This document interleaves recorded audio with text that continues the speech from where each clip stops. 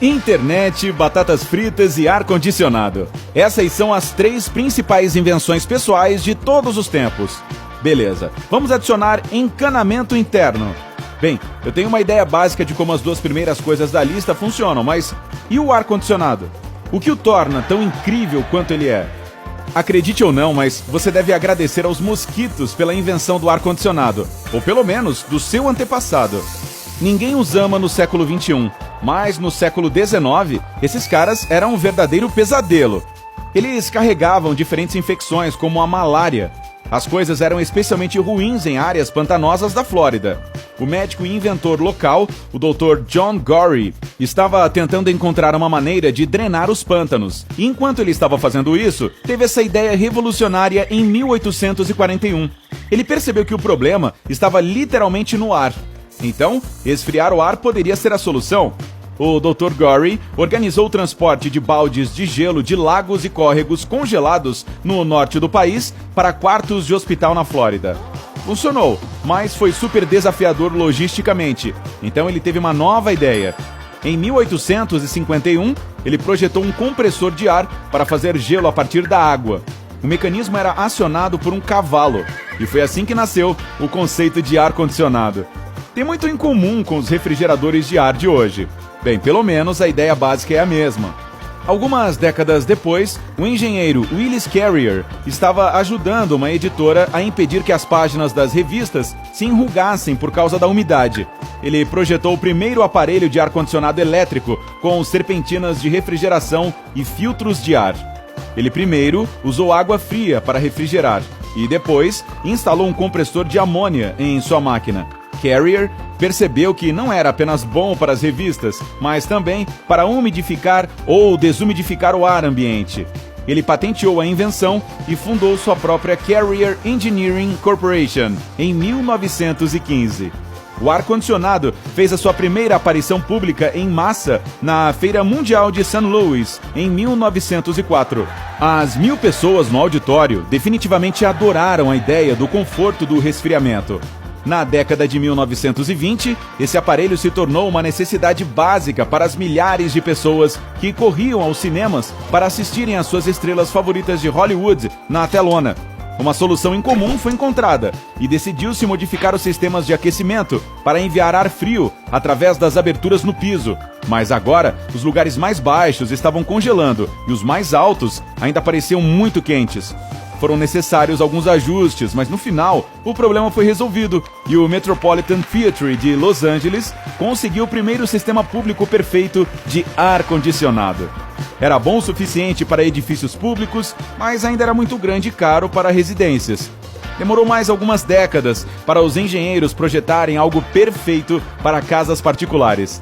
Em 1947, eles venderam 43 mil sistemas e agora o ar-condicionado está presente em centenas de milhões de residências ao redor do mundo. Os aparelhos de ar-condicionado de hoje trabalham com os princípios inventados por Carrier, mas são, é claro, mais eficientes em termos energéticos, muito mais silenciosos, com melhores diagnósticos e controles, sensores eletrônicos e são feitos de materiais melhores. O que eles fazem é transportar energia térmica da casa para o exterior. Eles alteram a temperatura interna, tornam o ar mais úmido e melhoram a sua qualidade. O refrigerador de ar possui 2 partes ou unidades básicas, a unidade externa e a unidade interna. Existem 2 cenários possíveis. Você pode ter um ar-condicionado ambiente ou um ar-condicionado central. O modo como eles funcionam é basicamente o mesmo, exceto que se você tiver ar-condicionado central, há apenas uma unidade interna e uma unidade externa. Esse tipo de ar-condicionado refrigera todos os cômodos ou as peças que você acredita serem de maior importância e está disposto a gastar para mantê-los frescos. Vou falar sobre o ar-condicionado do tipo central, porque é esse que eu tenho. Então, vamos lá fora para verificar a unidade externa. Ela difere de modelo para modelo e de marca para marca, mas em geral parece uma caixa com um ventilador na parte traseira ou na lateral da sua casa. Em apartamentos maiores ou prédios de escritórios, essas caixas se aglomeram como pássaros, exceto que não são tão fofas. A unidade externa consiste em um compressor, uma serpentina do condensador e um ventilador. Outra parte vital nesse processo é o refrigerante. Ele viaja por todo o sistema, conecta a unidade externa à unidade interna e, tecnicamente, não é um detalhe, mas o fluido de resfriamento. O calor do ar dentro da sua casa se mistura com o fluido refrigerante e se move pelo compressor para a serpentina externa. Uma coisa interessante sobre o fluido refrigerante é que ele pode passar do estado líquido para o gasoso. O mesmo refrigerante é usado mais de uma vez. O compressor funciona como uma bomba que o move para frente e para trás por todo o sistema. Ele é comprimido e depois se move através da serpentina do condensador. É importante comprimir o gás com força, porque quanto maior a pressão, maior a temperatura. Isso deve ser feito para tornar o fluido refrigerante mais quente que o ar externo. O calor passa naturalmente dos corpos mais quentes para os mais frios. O ar externo entra na condensadora através do ventilador. O ar quente da sua casa se dispersa no ar da rua. O fluido refrigerante acabou de fazer o seu trabalho com sucesso. Ele esfria, se transforma em gás novamente e volta para dentro. E o processo continua e continua. Portanto, agora está claro o que acontece lá fora, mas e quanto à unidade interna? Vamos voltar para casa e procurá-la. Então, pode haver uma unidade interna em cada cômodo da sua casa, ou nos que você precisa refrescar, ou uma unidade no armário ou no porão, ou em algum lugar dentro da casa. Para fazer o aparelho funcionar por toda a casa, também há um termostato e saídas de fornecimento e retorno de ar. A própria unidade interna é uma caixa que possui um motor e uma ventoinha, a serpentina do evaporador, a válvula de expansão, a placa de circuito e o filtro. Quando fica muito quente na sala, o termostato envia um sinal SOS para a placa de circuito, que liga ao motor do ventilador.